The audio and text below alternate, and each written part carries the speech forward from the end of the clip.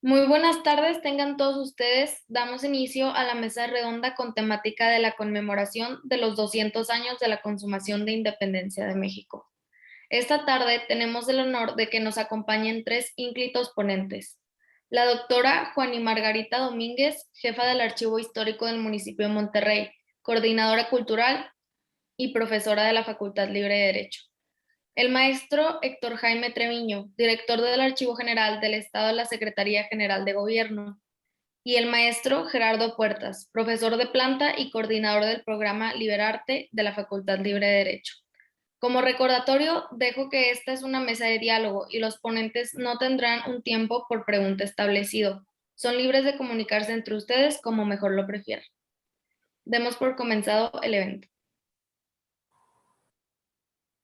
Bueno, pues para dar inicio nuevamente agradecerles a los tres por su participación. De verdad creo que como sociedad de alumnos nos sentimos verdaderamente honrados de que estén aquí con nosotros acompañándonos para intercambiar conocimientos, pues al final del día, ¿qué somos y quiénes somos si no conocemos de nuestra historia? Entonces, pues yo creo que para dar inicio, si les parece bien, podemos ir platicando un poquito acerca de los sucesos pues más relevantes para alcanzar la consumación de la independencia de México, que pues el día de hoy nos motiva a estar aquí reunidos para celebrar el aniversario de la consumación de la independencia. Que empiecen las damas. Okay. Bueno, gracias caballeros. Primero felicitarlas, me encanta que, aparte que nos hayan invitado, por supuesto, me encanta que nos hayan invitado, es un honor. Me gusta mucho que ustedes hayan organizado esta mesa redonda, porque no es fácil organizar una mesa redonda de historia en una facultad de Derecho. Tenía que ser la libre, definitivamente, tenía que ser la libre. Pero aparte de eso, organizar una mesa redonda para recordar la consumación de la independencia, eso también es algo muy novedoso. Aunque se cumplan 200 años, fácilmente pudo haber pasado desapercibido. Entonces, gracias por tener esa idea y llevarla a cabo. O sea, que esa iniciativa, y como esta, que sigan muchas más en diferentes aspectos, que ustedes sigan estando a la vanguardia. O sea, que gracias María, gracias Alexa y a todos los estudiantes, a la sociedad de alumnos. Dicho esto, les comento que también me parece muy importante estar recordando la consumación de la independencia, porque recordemos, como siempre, solamente celebramos el inicio, que ya hemos visto por ahí, vamos a ver después, fue un movimiento fallido. ¿Qué momentos para mí serían los fundamentales para la consumación de la independencia? Si digo Hidalgo, estoy mintiendo. Es decir, si bien es cierto que es muy importante el levantamiento de Hidalgo para la historia nacional, luego José María Morelos, pero sin duda alguna la consumación de la independencia no tiene nada que ver con el movimiento de Hidalgo. O más bien, dicho de otra manera, no se pasaron la estafeta, Hidalgo no le pasó la estafeta a Morelos y Morelos a Iturbide. Aunque sí tuvieron relación, no se pasó la estafeta. Imagínense una carrera de relevos, y de pronto ya los últimos momentos de Hidalgo, que ten Morelos tú sigue, y luego después Morelos ten Iturbide. No fue así. Entonces yo hablaría sobre todo de cómo se van entrelazando la historia nacional e internacional para llegar a la consumación. Esta consumación yo pondría sobre todo especial énfasis en las negociaciones que hizo Agustín de Iturbide con diferentes personajes de la historia nacional o personajes importantes en ese momento, como fue el virrey, como lo fue Vicente Guerrero, como lo fue el jefe del ejército realista. Es decir, empieza con diferentes personajes a establecer por ahí comunicación para convencerlos de la consumación. De tal manera que parte importante de esta consumación precisamente va a ser la negociación de Iturbide. Entonces, no estoy menospreciando la insurrección de Hidalgo, mucho menos la de Morelos, que es fantástica, sobre todo por los sentimientos de la nación, que al ratito voy a hablar un poquito de eso, con la Constitución de Apatzingán, pero la consumación en sí la lleva a cabo Agustín de Iturbide con Juan de Donojú, por ahí Vicente Guerrero, pero realmente fue negociaciones de Iturbide. Y bueno, mi primera participación la puedo dejar aquí. Gerardo. No, maestro, adelante, por favor. Bien, aquí hay que hacer notar, ya lo dijo la maestra Fanny Margarita, sobre la posición que guarda la historia oficial en todo este proceso de la independencia, no tan solo en la consumación.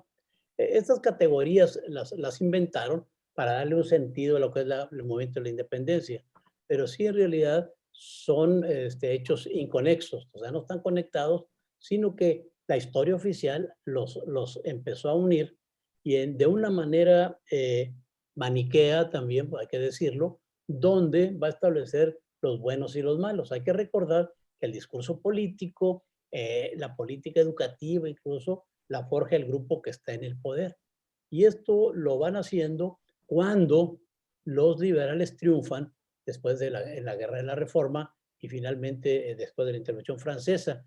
Y es cuando ya se ponen a escribir las grandes historias. Hay que recordar México a través de los siglos, donde participan una serie de personajes que van a hacer la historia desde su punto de vista. Es decir, no van a incluir a gente que no les conviene en un discurso político. En este caso, Agustín de Iturbide, pues no les convenía, definitivamente, porque lo desterraron, lo digo yo así, pues, del ritual temporalero patriótico. Lo desterraron del panteón histórico oficial. ¿Por qué razón? Hay que hacer estas aclaraciones. El personaje más comentado de 1824 a 1860 en las celebraciones cívicas de la independencia era Agustín de Iturbide. A partir de 1860, por ahí tengo hasta la fecha, porque la dejó impresa en un libro que hizo don José Ramón Malo, que era sobrino de Iturbide y era el secretario particular, donde hay un discurso en la Ciudad de México de un liberal jacobino, donde se lanza en contra del imperio, el falso imperio, remedio de imperio, y de ahí se cayó ya de santoral patriótico, o lo tumbaron, Agustín de Iturbide, en esta historia maniquea de hacer a los buenos y los malos. Ahora bien, también hay que aclarar, Vicente Guerrero. Se habla mucho en esta Constitución de la Independencia, incluso el presidente Luis Echeverría Álvarez, en su momento, por decreto, quiso imponer a Vicente Guerrero como consumador de la independencia. Es una torpeza, sinceramente, ¿no? Es su afán de darle contra a la derecha, a los sectores conservadores, algo así como lo que se está haciendo ahora en la política oficial la que tenemos. Hay que decirlo bien claro. La historia no se rige por decretos, ni por acuerdos, ni por pensamientos de un presidente o de un magistrado o de un político. A los hechos ahí están, se sopesan y demás. Vicente Guerrero sí jugó un papel importante en función de que se pone de acuerdo con Agustín de Iturbide. Algunos historiadores ya han coincidido que fue el primer impulso fue de Vicente Guerrero al escribirle a Agustín de Iturbide en estas negociaciones. Pero no podemos resumir la historia de la, entre comillas, consumación en función de negociaciones. Hay otra serie de causas también que interesantes que al rato podemos analizarlas. Pero Vicente Guerrero, sinceramente, bueno, pacta con Iturbide con y hay un factor muy importante que lo convence Iturbide, o él le pide a Guerrero, que incluya en todo este movimiento y en la cuestión de que los documentos que vayan a hacer, que incluya a los mestizos, a los afromestizos, a las demás etnias.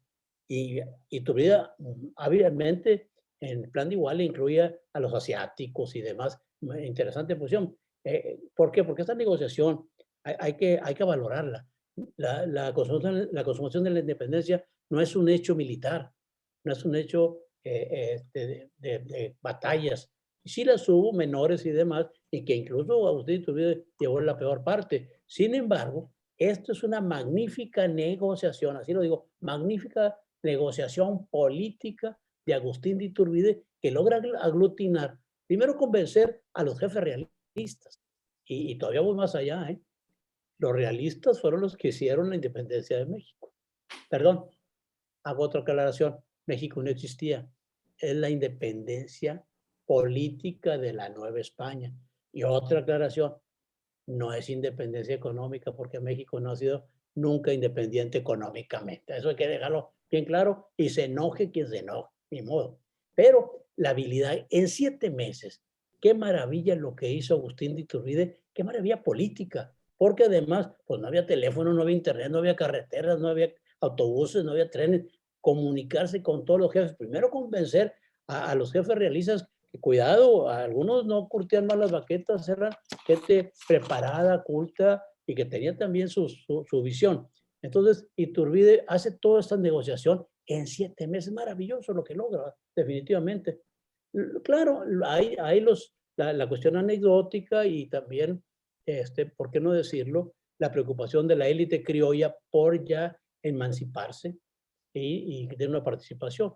La Junta de la Profesa, donde el canónigo Mateo Monteagudo, donde está la Güera Rodríguez, que quieranlo o no, es un personaje de la insurgencia y juega un papel muy importante en esto. Y en esta consumación lo va a jugar porque en la hacienda de ella es donde se va a reunir luego Agustín Iturbide con Juan O'Donoghue, que no fue el último virrey, como nos dicen los libros oficiales de la primaria y de la secundaria, sino que tenía el título de capitán general, ¿verdad? Jefe político. ¿Por qué razón no tenía el título de virrey? Porque en España había cambiado la situación. 1820 es clave en la consumación de independencia y en los hechos históricos que están pasando en España. ¿Por qué? Porque se obliga, a raíz de un movimiento que cabeza un individuo llamado Rafael Riego, obligan a Fernando VII a aprobar la Constitución liberal que se había aprobado en Cádiz y la vuelven a poner en 1820. Entonces, la clave también, porque aquí luego la historia nos la quieren dar en vitaminas, perdón, en pastillitas. Esto no. Estos son movimientos que traen una repercusión y que no hemos estudiado. 1820, que es clave en la consumación. Fundamentalmente de ahí viene todo esto y ahí ya encontramos un factor externo, definitivamente. No, no, es la negociación entre Iturbide y Vicente Guerrero. Ahora, ojo, y no se me vayan a enojar algunos, porque en las logias se me enojan cuando yo digo esto y cuando me invitan, pues, como dice aquel, pues, ¿por qué me invitan?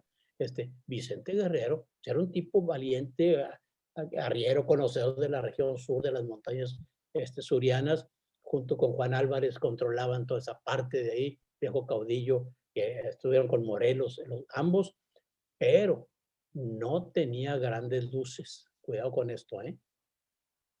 La figura de Vicente Guerrero la construyó su nieto, Vicente Riva Palacio. Excelente escritor, mejor escritor que militar. No le quito méritos de lo militar, pero era nieto materno de Vicente Guerrero. Y el otro que construyó la figura inicialmente fue Lorenzo de Zavala en su historia, donde hasta inventa el abrazo de Acatempan. Ojo, lo que yo he estudiado no hubo abrazo de Acatempan, ¿eh? Cuidado. También se enojan porque yo digo eso, porque en la escuela te lo contaban y llegaron y se abrazaron. Espérame tantito. He estudiado la trayectoria de los dos ejércitos, nunca vi que se encontraran, mucho menos con los prejuicios de la época. Al ejército de Guerrero le decían los pintos, todos tenían mal del pinto. Ustedes se imaginan el blanco güero, como diríamos acá en el norte, de Agustín de Iturbide abrazándose con un mulato con mal del pinto.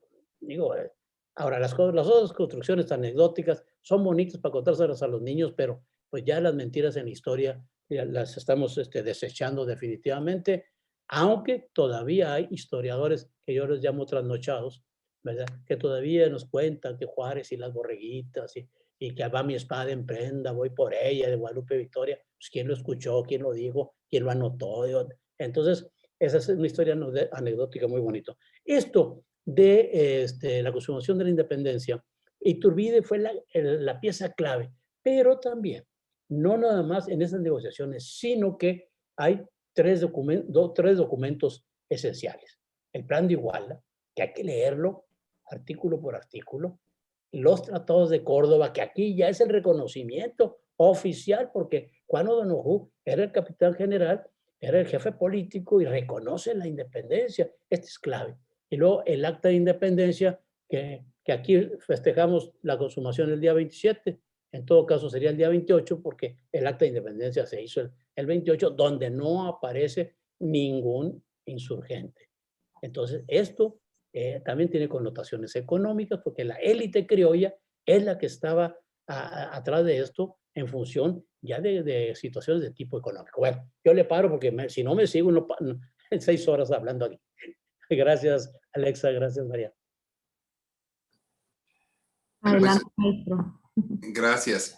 Yo quisiera comenzar por agradecer y felicitar a la Sociedad de Alumnos de la Facultad por este evento y darles las gracias por su invitación.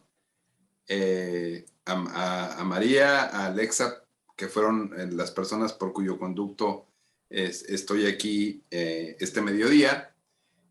También agradecer a los maestros, a Margarita, que es de casa porque es maestra nuestra y además una maestra muy querida desde hace muchos años, y al maestro Jaime, porque pues es un honor que nos acompañe en la facultad desde el Archivo General del Estado una persona que es una institución en la historia local como es él.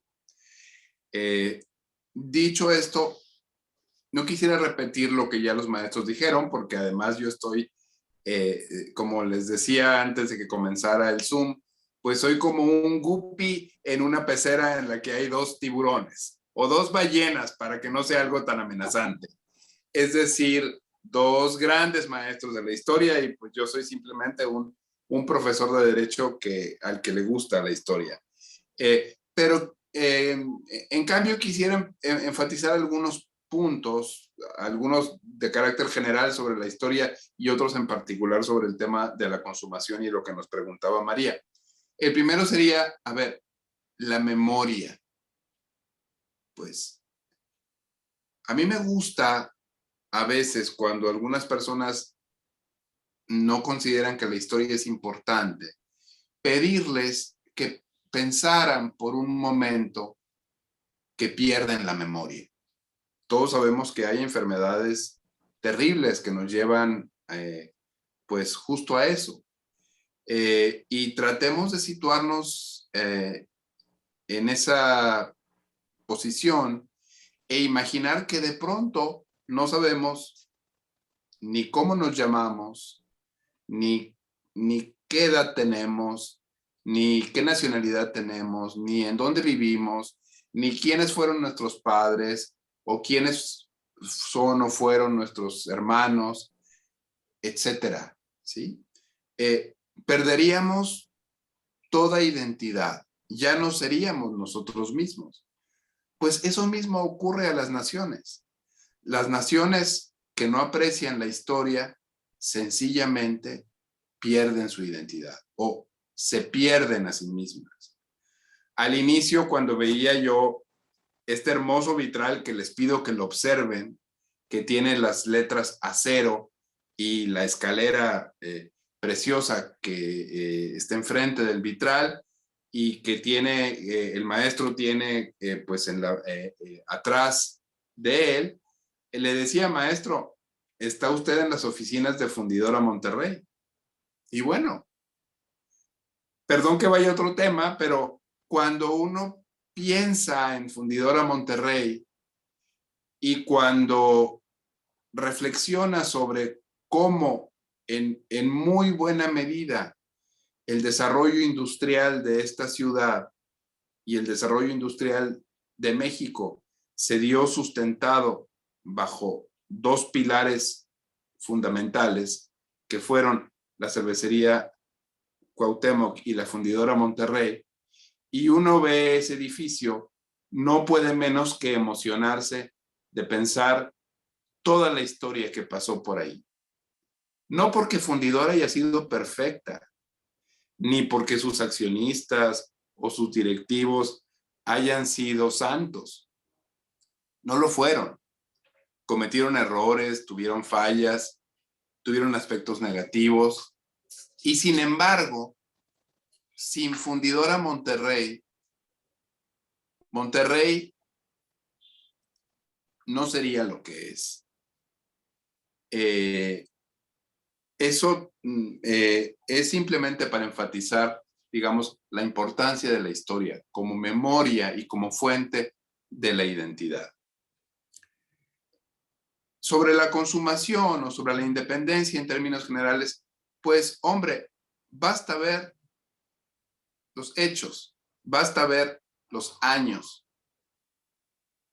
Hidalgo estuvo activo en el proceso de independencia más o menos entre 1810, ¿sí?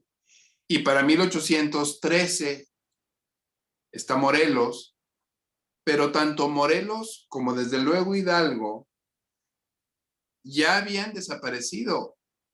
Uno en 1812, si no me equivoco, otro en 1815.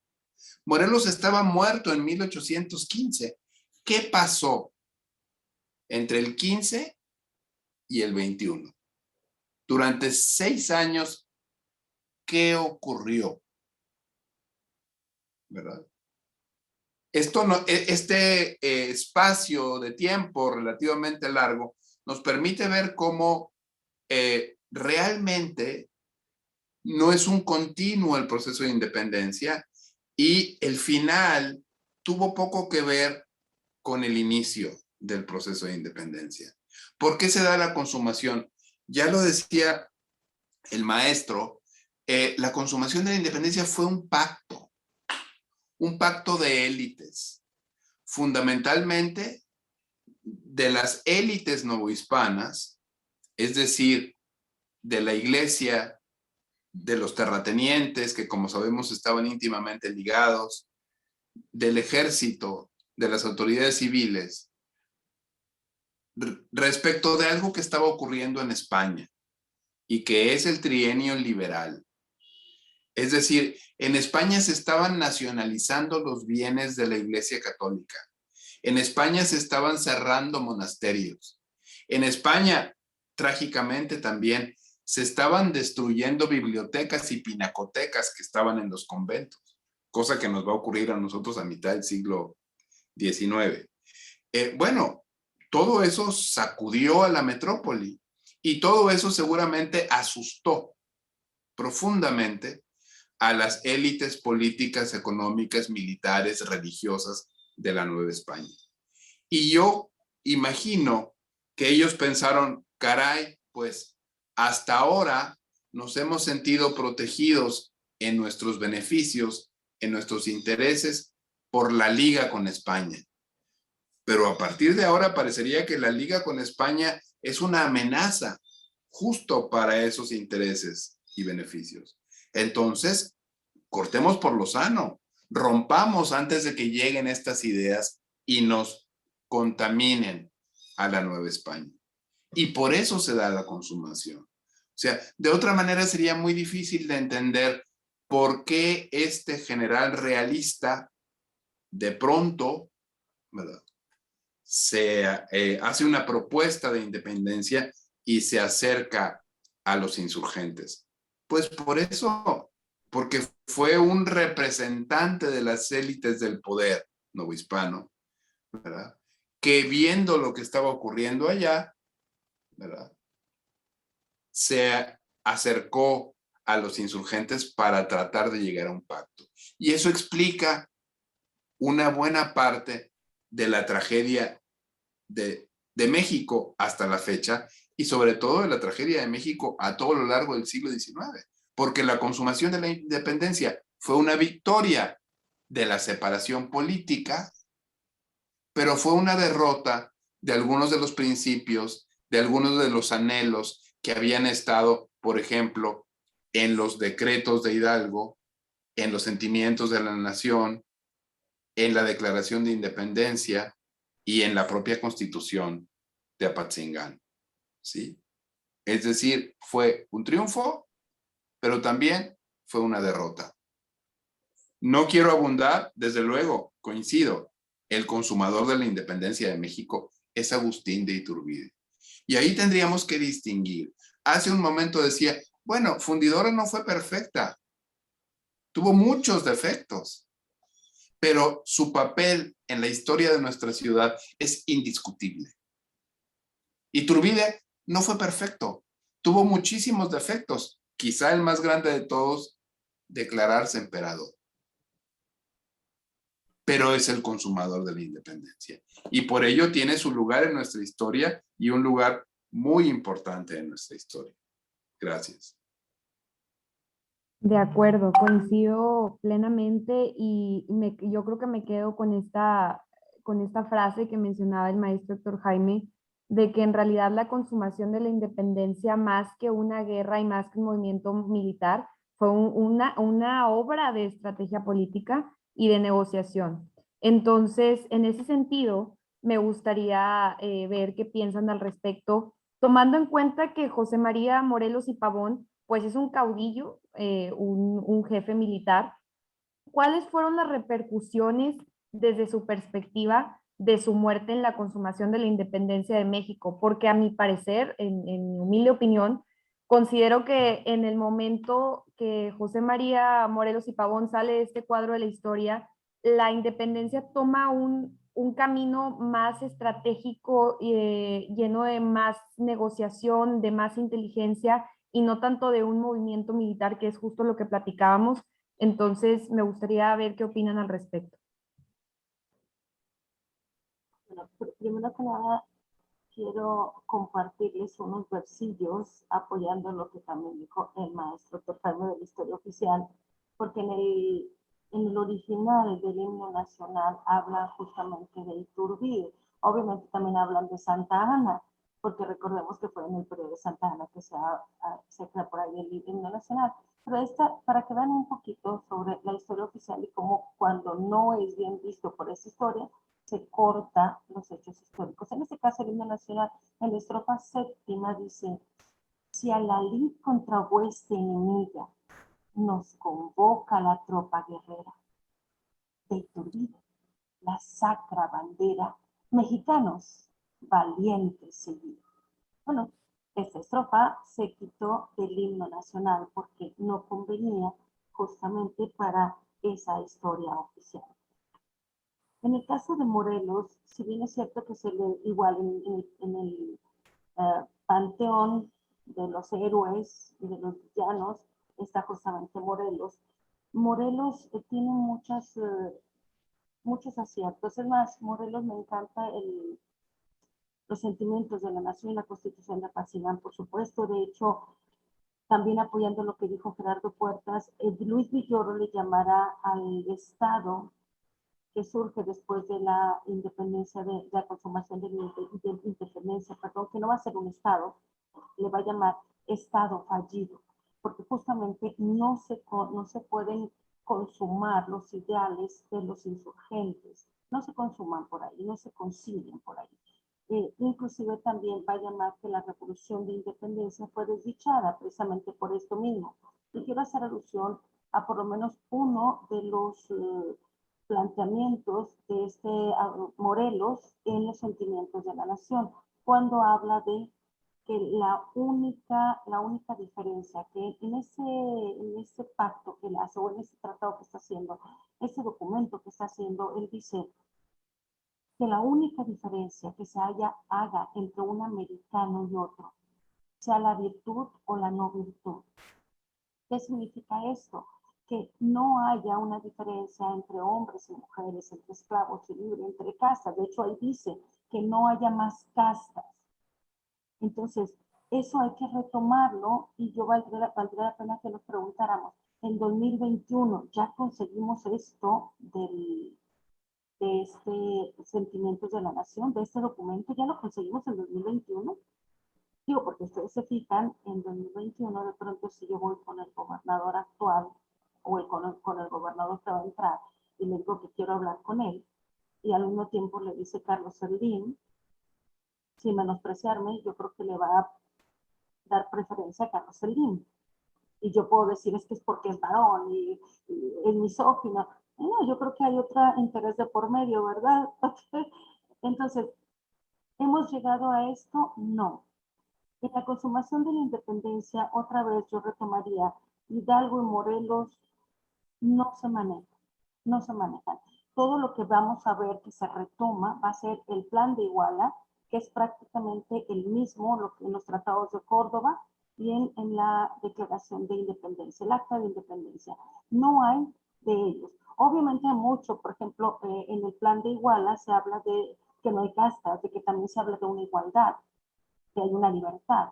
De hecho, profundizando un poquito también lo que dijeron nuestros otros ponentes, se consigue la libertad y la igualdad, pero la libertad política, como dice el maestro Jaime, la libertad económica tampoco, y les doy otra libertad que no se consigue, la libertad religiosa, porque la libertad religiosa también va ligada a la libertad de pensamiento.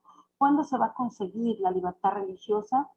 Hasta diciembre de 1860, es decir, varias décadas después. Entonces, estamos celebrando una consumación de la independencia, pero no hay una libertad completa, porque tanto en los sentimientos de la nación, que eso lo quiero recalcar, como en el plan de Iguala, bueno, en la Constitución de Apatzingán, en el plan de Iguala, en los tratados de Córdoba y en el Acta de Independencia, se habla de que la única religión permitida es la católica. Inclusive se da pena si tú no eres católico. Entonces, ¿dónde está la libertad religiosa?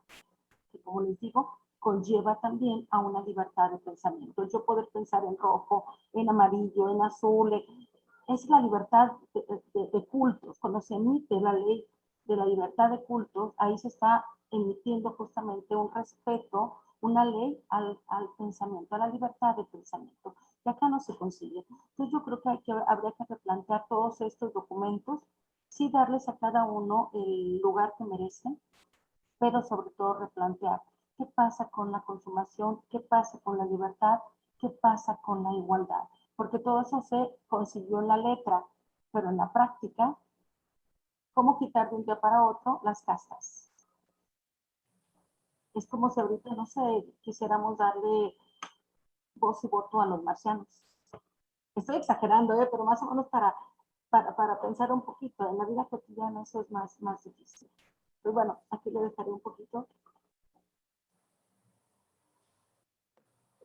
Con respecto a la participación de José María Morelos y Pavón, definitivamente es uno de los grandes personajes de la lucha por la independencia. No lo podemos dejar afuera por ningún momento. Incluso hay algunos, el padre Churruca, historiador, ya murió, en Parras, tiene un trabajo sobre Morelos, y él remite la famosa teología de la liberación de los pueblos hacia Hidalgo y hacia Morelos, sobre todo. Es un aspecto muy interesante estudiar.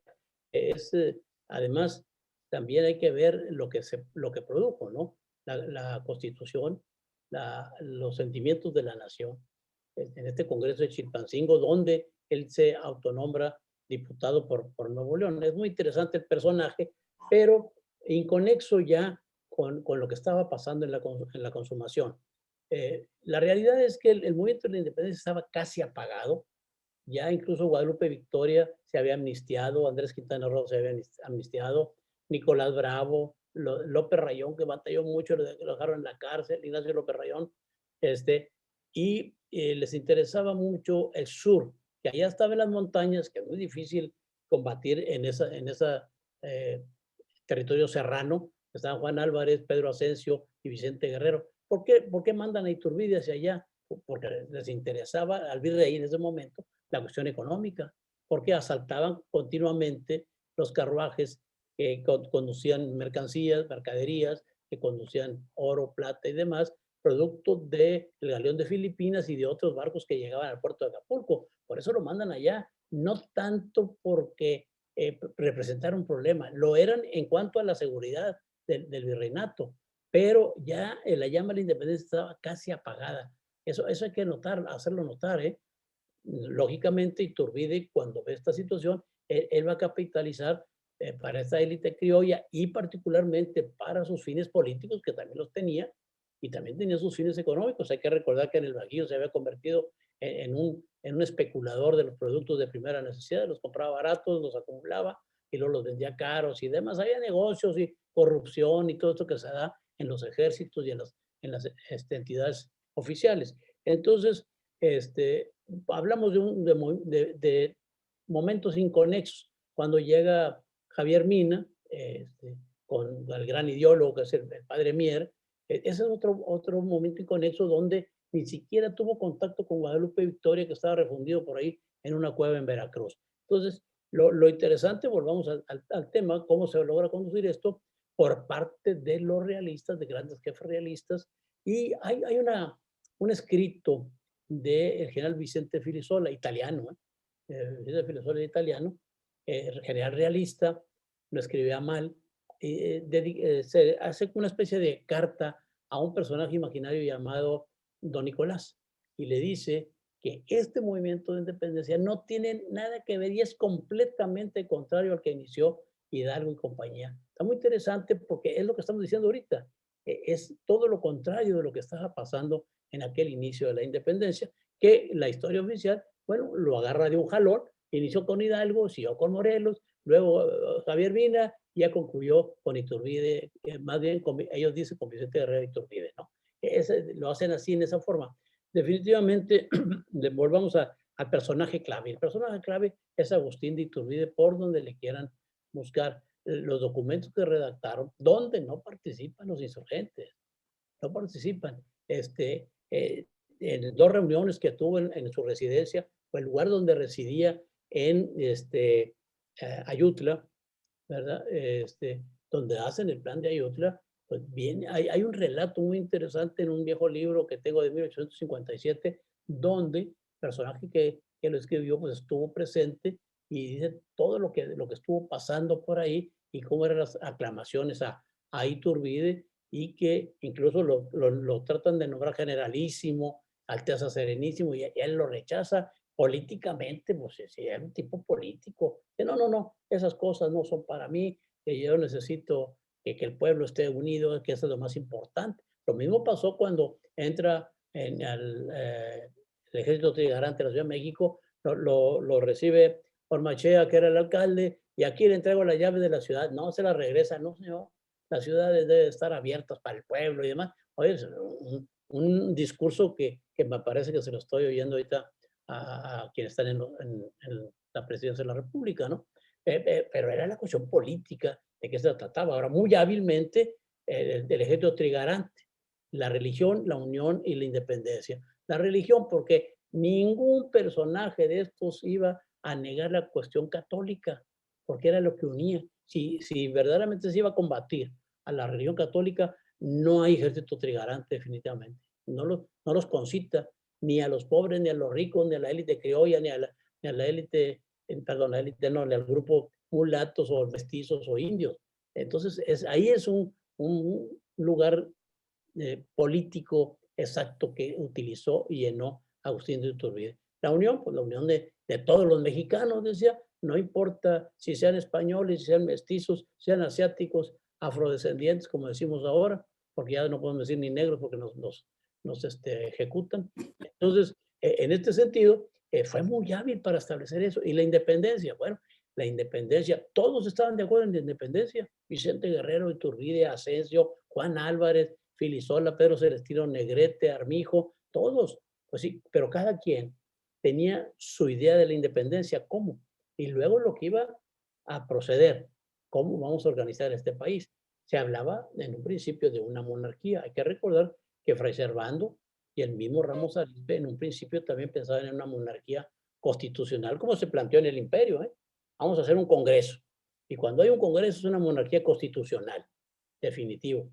Pero luego fueron modificándose las ideas y se fue abriendo a pensar a una república, que este debate se va a dar después de la salida de Iturbide, ¿no? Yo creo que Iturbide le ganó al final el orgullo y la soberbia cuando se hace llamar emperador o se hace designar emperador. Hay un congreso, lo va a eliminar este congreso. No negoció o no supo negociar con los radicales y con 2 personajes importantes, con Fray Servando, Teresa de Mier, famoso padre de Mier, aguerrido, bravísimo. No hubo, como decimos ahora, no hubo química entre ellos, ¿verdad? Y Iturbide no se bajó del macho, como se dicen en los pueblos, pero tampoco padre Mier. Y otro tipo interesante, un ecuatoriano que no se menciona, Vicente Rocafuerte.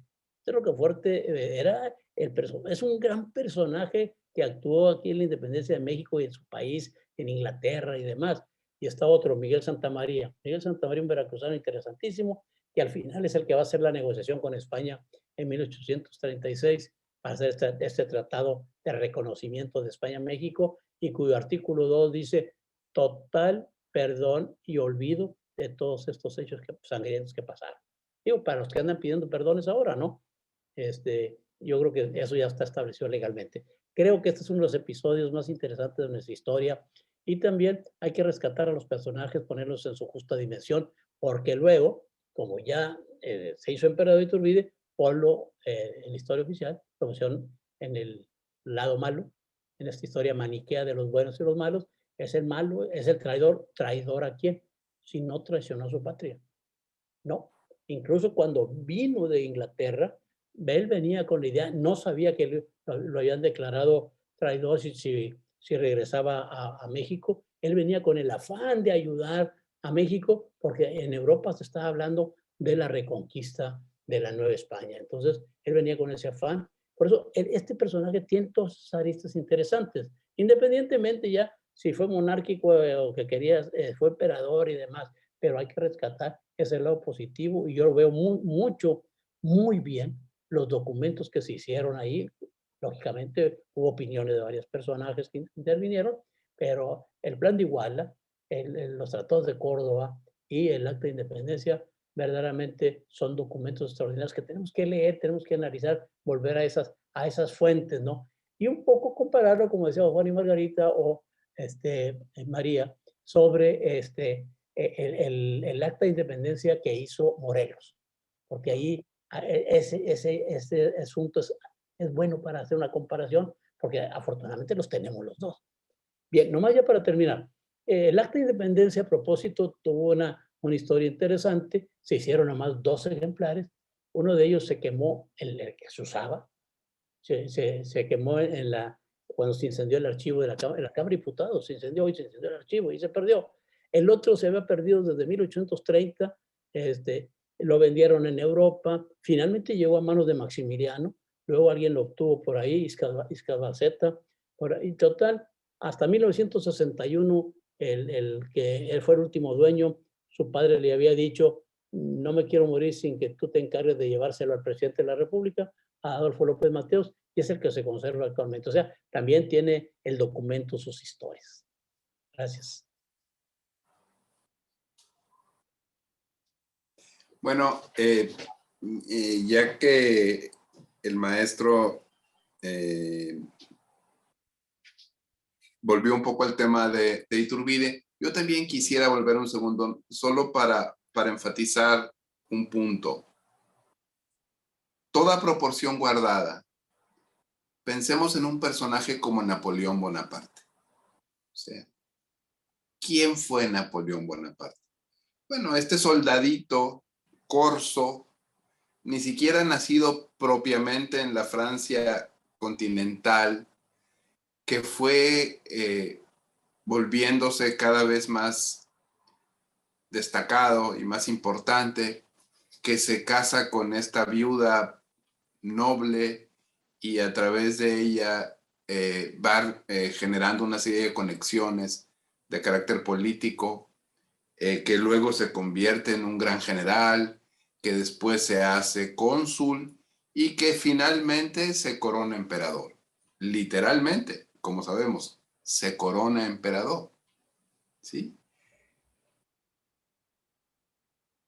Vamos a pensar en Napoleón como este gran general y estratega que llegó, pues, que cruzó los Alpes, que cruzó el Mediterráneo, que llegó hasta Egipto. O vamos a pensar en el Napoleón que secuestró al Papa, lo llevó hasta Notre Dame, le pidió que lo coronara para al final tener el desplante de tomar la corona de las manos del Papa y colocársela él mismo sobre la cabeza.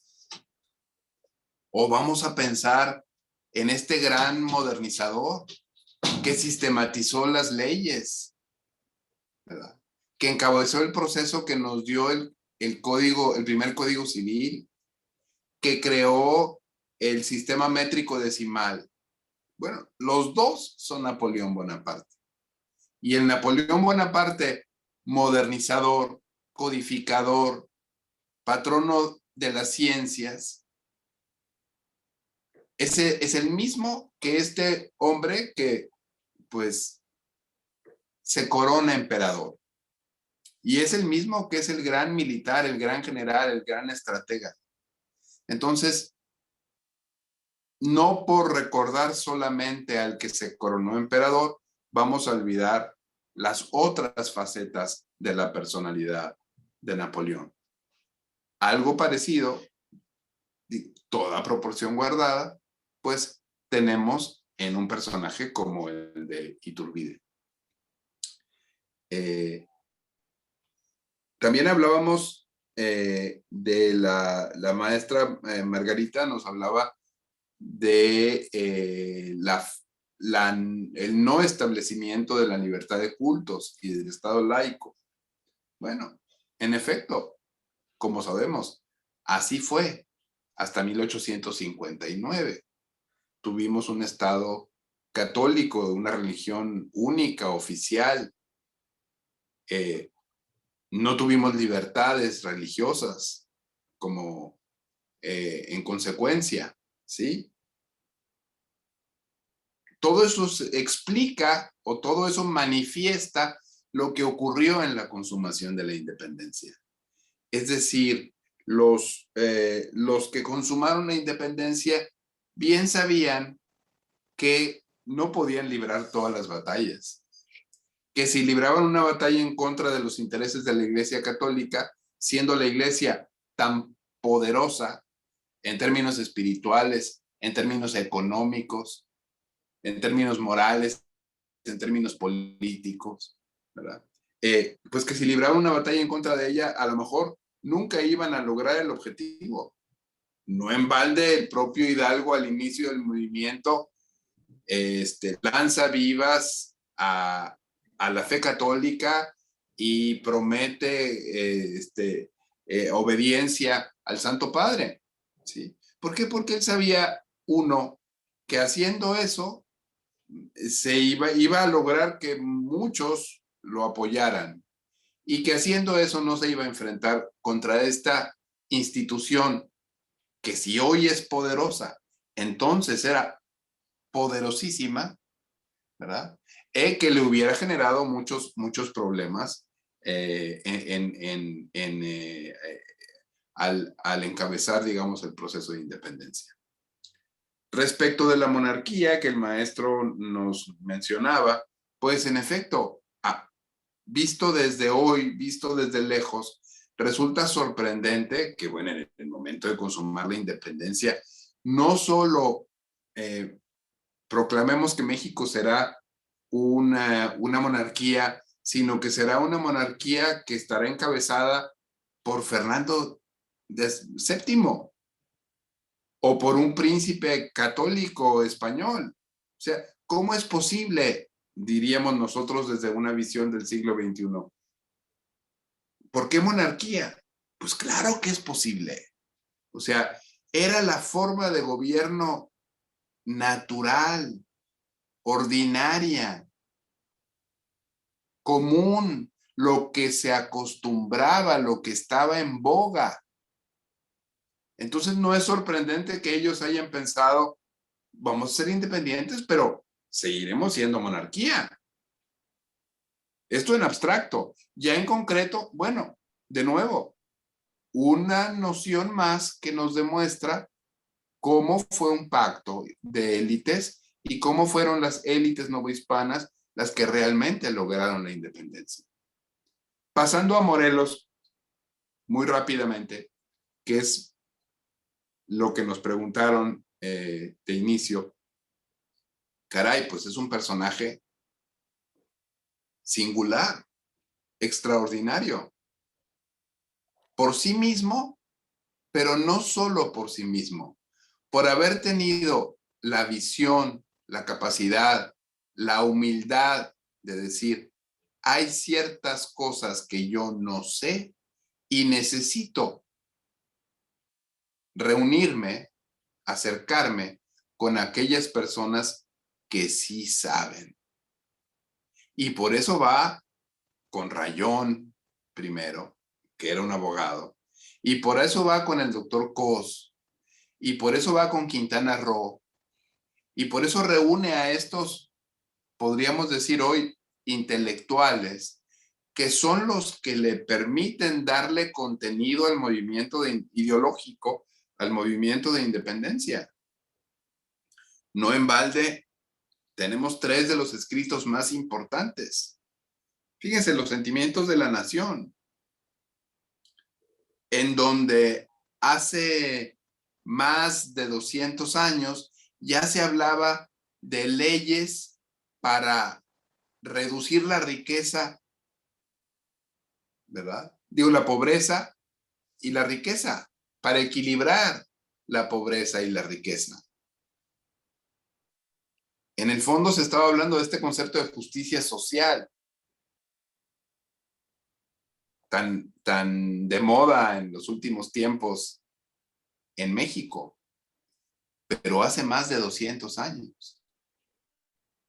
Hace más de 200 años se estaba hablando de la idea de constitución, de la idea de república, de la idea de una forma directorial de gobierno y de separación de poderes y de libertades individuales. Es sorprendente. Y hace más de 200 años, pues, se estaba hablando de independencia. Y aplicando todas estas teorías de John Locke, ¿verdad?, que justifican por qué un Estado puede separarse de otro y romper los lazos que lo unen a uno anterior, recogiendo toda esta vertiente de Locke que pasa por Jefferson y llega hasta Morelos. Entonces, bueno, es un gran ideólogo. Yo pienso, más que por sí mismo, por el número de talentos que logró congregar y a los que tuvo la humildad y la sabiduría de escuchar y de seguir en sus ideas. Ya quisiéramos hoy muchos gobernantes así. Gracias. Sí, claro, tener esa sensatez para saberse ignorantes y acudir a las personas que le pudieran aportar en ese tema definitivamente es una labor de humildad y que habla mucho de la perspectiva ideológica que tenía sobre cómo gobernar. Quisiera traer a tema a Vicente Guerrero, quien exclamó pues la heroica frase, la patria es primero, que en 1815, tras la muerte de Morelos, fue quien dirigió el movimiento y posteriormente unió fuerzas con Agustín de Iturbide para formar lo que hoy conocemos como el Ejército Trigarante. Wow, yo ahorita que estaban hablando, estaba recordando mil hechos, muchos documentos. La historia es toda una aventura. Siempre digo a mis estudiantes que la historia es una aventura. La historia es para estarla disfrutando así pedacito, pedacito, momento a momento, con un cafecito, pero hay que estarla disfrutando. Y se me vienen muchas cosas a la mente, pero les voy a recomendar 2 cosas. Una, analicen, empiecen a leer un poquito, así los insurgentes, Morelos, Hidalgo, el propio Morelos, ahorita que estamos hablando de él, leía los ilustrados, leía y se empapaba. Por eso vamos a ver que hay un nacionalismo criollo por ahí, que no hemos hablado mucho y no hay tiempo para hablar, pero busquen por ahí, por favor, para que lean, es muy, muy importante. Y segundo, les voy a recomendar un poema. Este poema es un poquito, es para que ustedes entren en polémica. Justamente es de Antonio Plata, este poema es de Antonio Plata y se llama La voz del inválido. En este poema, Antonio Plata hace toda una crítica tremenda. Él empieza a enseñar aparentemente a un joven todo lo que debe de hacer. Pero en ese tratado, en ese poema, cuando le está enseñando, le empieza a hablar de la patria, y le empieza a hablar de su participación como soldado de la patria, y cuestiona mucho eso. Y cuestiona porque después de que él está luchando por la patria lo abandona. Entonces dice, ¿y qué me quedó? Me quedó una pata de palo, porque perdí una pierna. Y me quedé pobre, perdí todo por buscar la patria. Entonces, este sentido de la patria es muy romántico también. Y de pronto se le atribuyen muchas frases a muchos personajes, cuando no lo hicieron. Es una historia romántica, una historia, como ya dice el maestro Héctor Jaime, que nos encanta contar en la primaria, pero realmente no hay mucho de eso. En el caso de este Vicente Guerrero, es un personaje que también vale la pena analizar más, empezar por ahí a ver cómo este personaje que empieza a ser soldado en el 10, cómo se mantiene hasta el 21, pero también es cierto que cómo está utilizando sus fuerzas como guerra de guerrillas ya, y cómo él, después de que se consuma la independencia, su participación política, porque su participación política es muy interesante con su presidencia de la República, y también, sobre todo, me gustaría muchísimo que se analizara su fusilamiento, o más bien, cómo se atrapa. Y les voy a decir esto, porque también hay otra frase que se atribuye a Santiago Vidaurre, que es otro personaje villano en la historia, que acuérdenselo ayer en el villano. Y a este Vicente Guerrero lo atrapa su amigo del alma, de apellidado Picaluga. Es decir, cuando el presidente en turno, acuérdense que entran y salen presidentes en todos los 20 y los 30, etcétera, lo quieren atrapar, no lo logran atrapar. Y entonces por ahí su amigo del alma, Picaluga, lo invita por ahí a cenar y lo atrapan, lo traiciona. Y entonces esa frase, una frase se le atribuye a Santiago Vidaurre cuando Benito Juárez le pide que se encargue de otro liberal moderado, que es justamente Ignacio Comonfort. Entonces Santiago Vidaurre se dice que le dice: por Dios, no me permita usted que me convierta en Picaluga. Es decir, ¿cómo pide usted que también traicione a mi amigo? Porque Iturbide, perdón, Comonfort va a ser también liberal. En el caso de Vicente Guerrero, vale la pena que analicemos un poquito más su participación después de la consumación, y sobre todo cuando Iturbide es emperador, y luego cuando es desterrado a Italia, cómo él sigue luchando para convertirse en presidente, porque es como déjame lo digo de esta manera, una rebatinga del poder entre diferentes grupos. El que tiene más fuerza es el que toma la presidencia de la República. En este caso, Vicente Guerrero, como bien ya lo dijo el maestro Héctor Jaime, toda su imagen es construida. Entonces vale la pena empezar a reconstruir fielmente por documentación histórica la figura de Guerrero.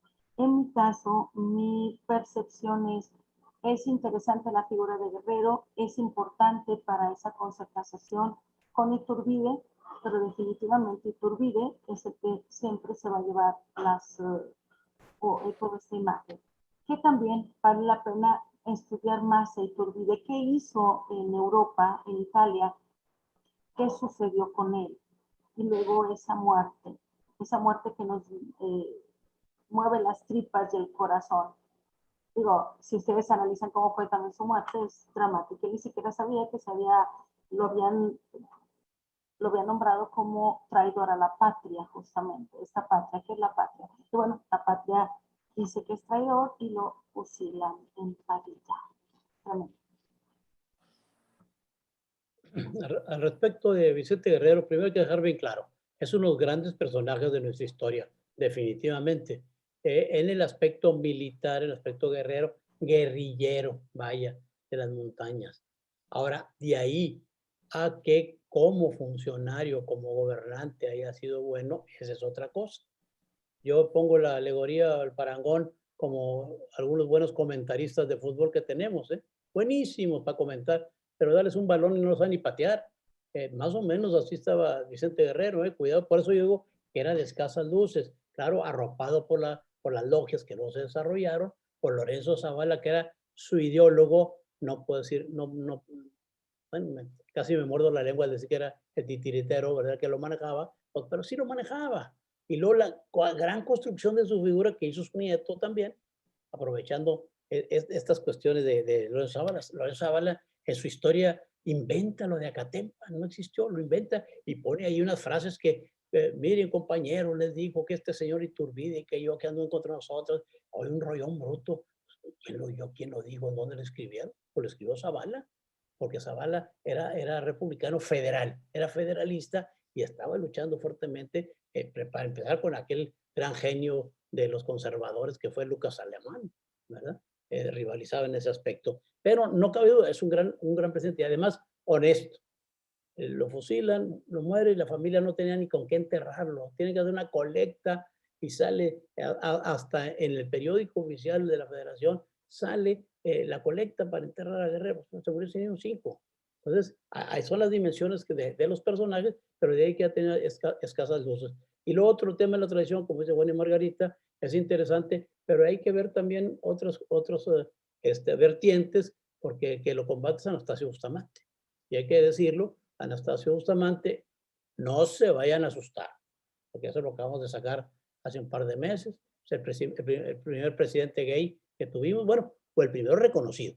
Vivía con sus compañeritos ahí en el Palacio Nacional, pero él amaba a Iturbide. Bustamante era un médico y Iturbide lo invita a participar en las fuerzas realistas y acepta. Y es terrible como militar, y sanguinario. Y amaba a Iturbide, a tal grado que cuando se muere él deja dicho que su corazón lo pongan en la tumba de Iturbide y ahí está. Pero esas son otras vertientes que luego se van a convertir en cuestión anecdótica, pero influyen mucho en la inquina que tenía Anastasio Bustamante en contra de Vicente Guerrero, que había deturpado a Iturbide y que junto con su gente fue parte de los que lo echaron fuera de este país. Entonces, son personajes interesantes. Yo más quería cerrar con lo siguiente.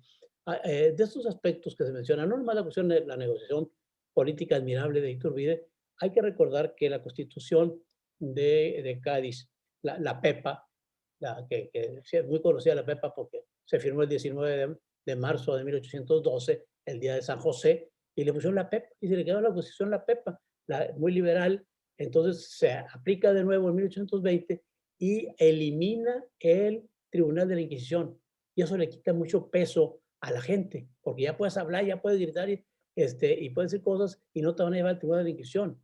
Y además aplica la libertad de imprenta, que cuando llega acá el virrey de Podaca está asustadísimo, porque empezaron a salir periódicos y hojas volantes, y cuando estaba ya este movimiento del ejército trigarante, los jefes les leían a los soldados las ideas de la independencia y demás. Entonces, ahí hay estos dos factores también que luego no se toman en cuenta. Por eso yo vuelvo a repetir, hay que estudiar 1820 como la base, el basamento de toda esta parte que se llama la consumación de la independencia.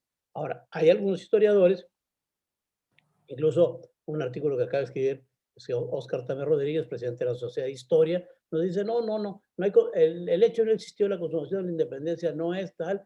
Él lo marca hasta 1824, aunque otros lo marcan en 1836, y otros se van hasta después del Imperio Maximiliano, y otros, bueno, espérame tantito, hay que hablar de ciertos hechos limitados a una época que no la puedas traslapar, definitivamente. Ahora, bueno, yo le decía a Oscar, a lo mejor no es el consumador, Iturbide, es el consumidor, porque sí la consumió y él la utilizó a su provecho al final, definitivamente. Pero eso ya es un término jocoso que yo empleo nada más. Gracias. Bueno, yo creo que con Iturbide podríamos hacer con Guerrero, podríamos hacer un ejercicio similar al que hicimos con Iturbide. ¿Qué Guerrero queremos recordar? Guerrero militar o prácticamente guerrillero, como decía el maestro. Guerrero, hombre feroz que luchó. Guerrero, esta persona capaz de darse cuenta de lo que Iturbide le estaba proponiendo y de aceptar lo que Iturbide le estaba proponiendo, cosa que no era fácil. Seguramente muchos en su momento lo acusaron de traidor a sus principios, de estar pactando con los realistas, de chaquetero, como diríamos popularmente, y sin embargo él se dio cuenta que era una oportunidad y tuvo el talento, la flexibilidad, la astucia para aceptar pactar y por tanto, digamos, hacer posible esto que resulta, no porque haya sucedido menos extraordinario, que finalmente convergieran estos bandos y se lograra terminar con una guerra. O bien, vamos a recordar al guerrero de Zavala, del motín de la Zonada, que prácticamente llegó al poder por algo, pues, que si no fue un golpe de Estado, fue algo muy similar a un golpe de Estado, porque tenía unas ansias terribles de poder y de gobernar y de ser presidente de la República, porque consideraba que tenía ese derecho de ser presidente de la República y entonces pues aceptó todo eso.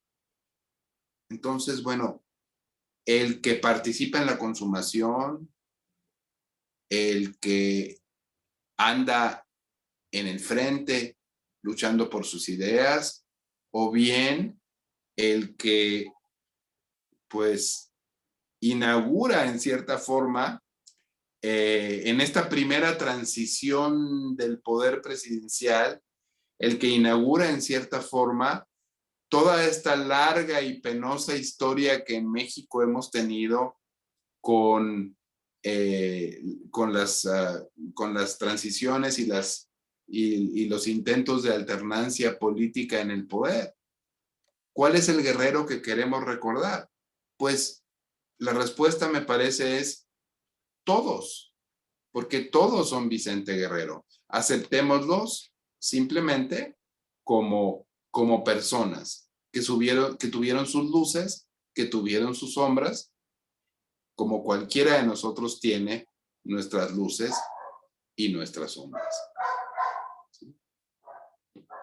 De acuerdo. Y pues ya para concluir, lamentablemente, porque ojalá 1 hora y media fuera suficiente para hacer el recorrido de nuestra historia, pero definitivamente nunca lo será. Me gustaría platicar un poquito acerca del Plan de Iguala y los tratados de Córdoba, que pues básicamente es el documento que engloba todo este movimiento de la consumación de la independencia. Ya lo decía antes, el plan de Iguala, ya lo decía antes, el plan de Iguala y los tratados de Córdoba es prácticamente el plan de Iguala. Normalmente cuando hablamos de la independencia siempre retomamos lo de Hidalgo y sí hablamos un poquito de la consumación, pero sobre todo con el acta de independencia, o hablamos de los tratados de Córdoba, olvidando por supuesto que fundamentalmente los tratados de Córdoba están basados en el plan de Iguala. Y como ya se decía aquí en otro momento, tenemos que leer el plan de Iguala, porque ese plan de Iguala es una maravilla, es fascinante, tanto es así que en muchas de las cámaras o muchos grupos de abogados en este septiembre empezaron a publicar, ustedes búsquenlo en internet por favor, empezaron a publicar el plan de Iguala, porque ellos decían es que es un documento jurídico que vale la pena que lo estemos publicando. Y si ustedes lo analizan, abogados, se van a dar cuenta que lo que ahí está contenido es producto, por supuesto, del contexto que México, o bueno, perdónenme, que la Nueva España está viviendo, pero también hay que recalcar que en ese momento, en el plan de Iguala, se le bautiza a este territorio como Imperio Mexicano. Dicho de otra manera, el que le da nombre a este territorio va a ser Agustín de Iturbide. Imagínense qué irónico. Retomamos el nombre de México, pero olvidamos al creador que le dio ese nombre, Imperio Mexicano. Habla de la unidad de la América, y cuando habla de América me encanta porque en este plan de Iguala no hace distinción tampoco, así como no hace distinción entre castas, no hace distinción entre los que nacieron en América y los que viven en América. Es decir, dice todos los habitantes de América, hayan nacido aquí o no hayan nacido aquí. Y si ustedes analizan el plan de Iguala, más a la luz de nuestro presente, donde hablamos de derechos humanos, se van a dar cuenta que es un documento muy vanguardista en cuanto a derechos humanos se refiere. Porque también le dan el título de ciudadanos, o le habla de ciudadanos a las mujeres. Y recordemos, por favor, que jurídicamente las mujeres no tuvieron presencia en nuestro país hasta el 52, es decir, no podían votar. Empezando. Es decir, para que se den una idea, estamos hablando del plan de Iguala que se da en el 21, febrero del 21, en febrero, y ya están hablando de igualdad para las mujeres, para las castas, para todos los americanos, etcétera. Entonces, sí debemos de retomar este plan de Iguala como base de los tratados de Córdoba, que son los tratados de consumación de nuestra independencia oficialmente, y luego cómo se firma esta acta de independencia. Y yo diría más aún, debemos analizar también todas esas leyes que emanan de esos primeros gobiernos, de la junta gubernativa, de la regencia, del primer imperio, del triunvirato, por supuesto, antes de la Constitución, porque de la consumación nos brincamos a la consumación, perdón, de la consumación nos brincamos hasta en 1824 con la primera Constitución. Ya hemos analizado la primera Constitución, pero todo ese periodo, del 21 al 24, en materia legal, ¿qué pasó? ¿Cuáles son estas leyes en materia de educación, en materia de economía, en materia de cuestión fiscal, de impuestos, en materia de burocracias? O sea, vaya, en todas las materias, ¿cuáles son esas leyes que se emanaron? Y luego después también, entre la primera y la segunda constitución o la reforma del 1836, y luego antes de la constitución del 57, ¿cuáles son las leyes que emanaron de los diferentes gobiernos? Porque es si ustedes empiezan a analizar todo eso, se van a dar cuenta de cómo era el contexto de nuestro país, cómo fueron los personajes y cómo lo que ellos hicieron son la base para lo que nosotros somos en la actualidad. Me gustaría muchísimo terminar con esto. El hombre es producto de su tiempo. Por eso no podemos estar juzgando a los personajes con nuestros valores del presente. Ellos actuaron de alguna manera de acuerdo a su tiempo. Entonces, respecto a su tiempo, necesitamos analizar todo esto de los documentos para poder empezar a entender un poquito más por qué Iturbide, por qué la independencia, por qué esos primeros años de independencia que son desconocidos hasta este momento. Y les pudiera plantear una pregunta que lo he planteado en otros foros, pero no sé si ya se la saben o la dejo así. Entonces, pues bueno. Bueno, o sea, la pregunta que he hecho en otros foros es, si en 1823, cuando el Congreso, bueno, 24 ya, cuando el Congreso declara obsoletos, declara sin valor todo lo que hizo Iturbide. Fíjense, solamente dos cosas son válidas. Fuera de ahí, todo lo que hizo Iturbide lo desconocemos. Desconocemos el plan de Iguala, desconocemos el plan de los tratados de Córdoba, desconocemos todo, exceptuando los límites entre México y Estados Unidos. Y segundo, la creación del Congreso, o sea, el restablecimiento del Congreso. Todo lo demás lo declaramos sin valor. Si esto es así,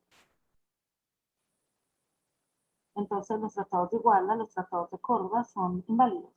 Si esto es así, legalmente, abogados, ¿qué era este territorio? ¿Seguía siendo Nueva España o Imperio Mexicano o había otra figura jurídica? No sé, esa pregunta yo me la planteé hace 10 años y lo consulté con abogados. Esos abogados se dieron a la tarea de investigar y tenemos por ahí la respuesta, pero hoy no se la voy a dar. ¿Okay? Pues bueno, ahí se los dejo. De tarea para dejarnos con la incertidumbre. Bueno, al respecto, yo vuelvo a la cuestión clásica, incluso los historiadores refieren el plan de Iguala y se da uno cuenta que algunos no lo han leído, sinceramente, y hablan con una propiedad como si estuvieran, trajeran el papel ahí, y no lo han leído. Y no han leído los tratados de Córdoba, y no han leído el Acta de Independencia, no la que se publicita y la que gritan ahí los alcaldes, esa no es el acta de independencia. Están los textos, afortunadamente. Más fíjense, iniciando lo que dice el plan de Iguala, lo que escribió Iturbide y lo que escribió Iturbide su gente ahí. Americanos, bajo cuyo nombre comprendo no solo a los nacidos en América, sino a los europeos, africanos y asiáticos que en ella residen. Tened la bondad de oírme.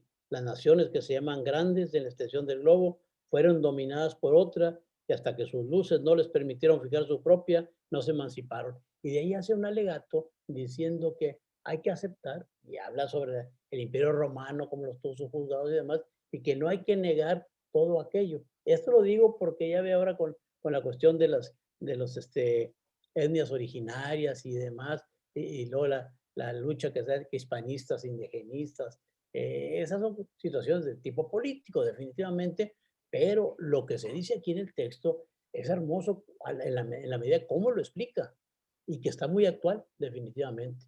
Claro, ya ve que ahora el extremo, hoy a las 7:30 de la noche, ya ordenó los jerarcas católicos, si saben que van a tocar a las 7:30 las campanas de todas las iglesias de México, católicas. Ese es una posición política, por donde se le busca, diciendo, nosotros respetamos la consumación de la independencia y en el fondo respetamos a ese Iturbide, ¿verdad?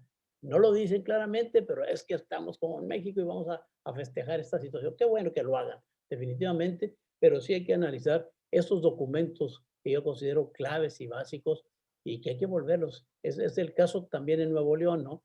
En el nuevo Reino de León, que la crónica de Alonso de León y la crónica no la leen, ni los historiadores nuestros que la mencionan, no la leen. Entonces hay que volver a los clásicos, hay que sentarse a ver 4 o 5 personas, aquí está el plan de Iguala, vamos a leerlo. ¿Y qué dice? Y lo analizas.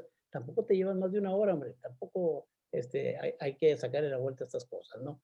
Porque muchas veces la historia nuestra, lamentablemente en México, se va repitiendo y repitiendo y se van repitiendo las mentiras y las cosas inexactas que acostumbramos, ¿no?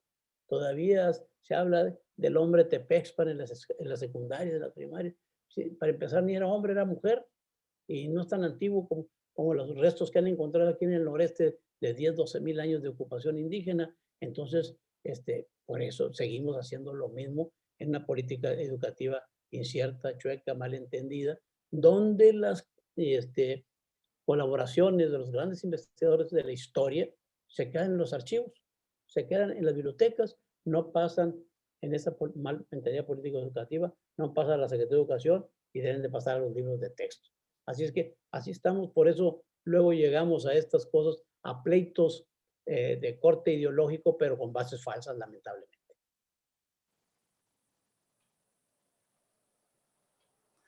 A ver, yo quisiera, antes de entrar al tema que nos proponen, no resisto a dejar de mencionar otro personaje olvidado que se relaciona con nuestro proceso de independencia.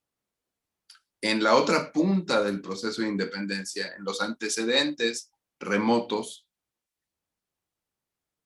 que es un colega de los profesores y alumnos aquí presentes, es decir, un abogado, que es el licenciado Francisco Prima de Verdad. O sea, este hombre que en 1808 propone en el Cabildo de la Ciudad de México, en el Ayuntamiento de la Ciudad de México, esta tesis que dice, pues, no habiendo rey en España, en razón de la invasión napoleónica, la soberanía que nosotros habíamos depositado en la corona española regresa a nosotros.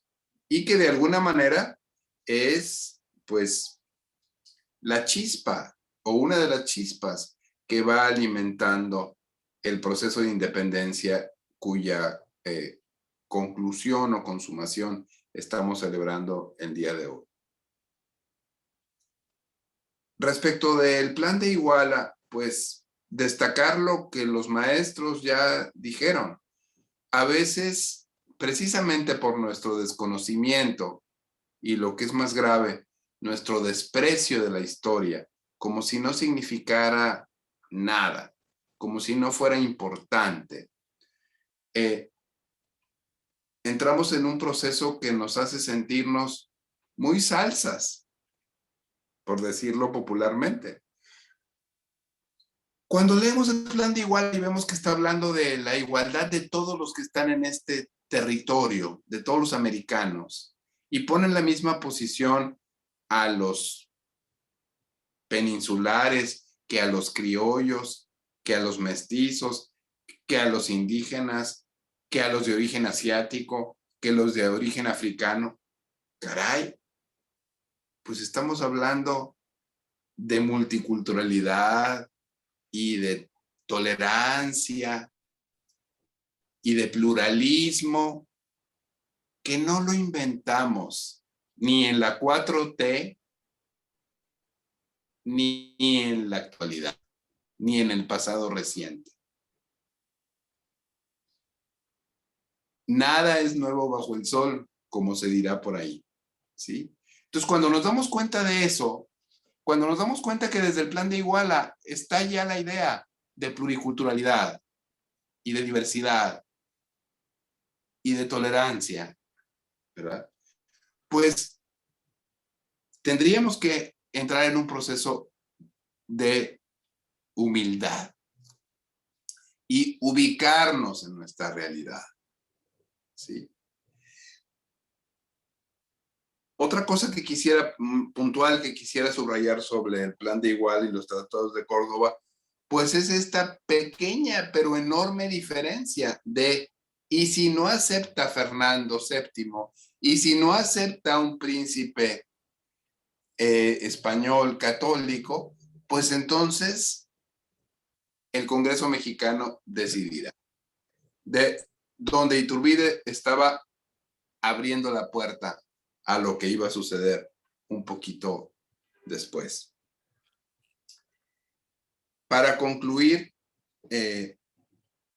no resisto también volver a lo que nos proponía la maestra Margarita, y es, tenemos que juzgar a los hombres y las mujeres por el tiempo al que pertenecieron.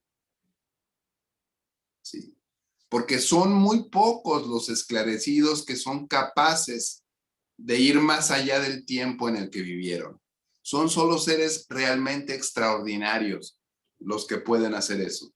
La mayoría de nosotros, pues, somos cautivos de nuestra realidad. Iturbide y Guerrero y Colón, para tratar un caso reciente.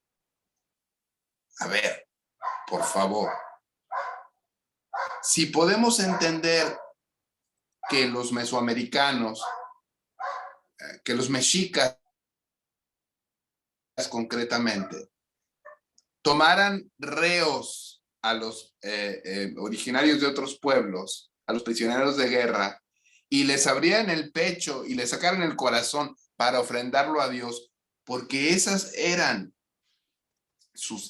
las ideas de su tradición religiosa. Y si somos capaces de respetar eso, pues por el mismo boleto tendríamos que ser a Colón, ¿no?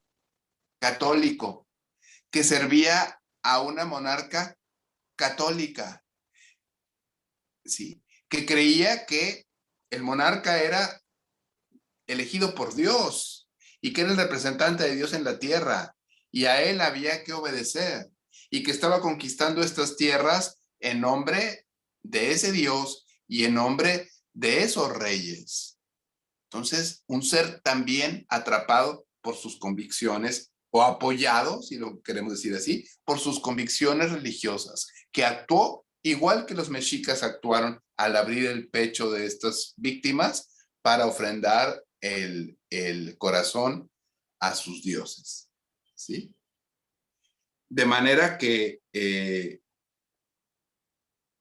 verdaderamente absurdo, o yo encuentro verdaderamente absurdo, esta idea de tratar de desconocer de un plumazo una figura como la de Cristóbal Colón. más allá de sus virtudes y defectos, por supuesto. La única ventaja de todo esto es que dentro de 500 años, Andrés Manuel López Obrador tendrá, si acaso, unas líneas, un párrafo en algún libro de historia de México. Que Claudia Sheinbaum, si acaso, tendrá un pie de página en algún o unas cuantas líneas en un libro de historia de la Ciudad de México.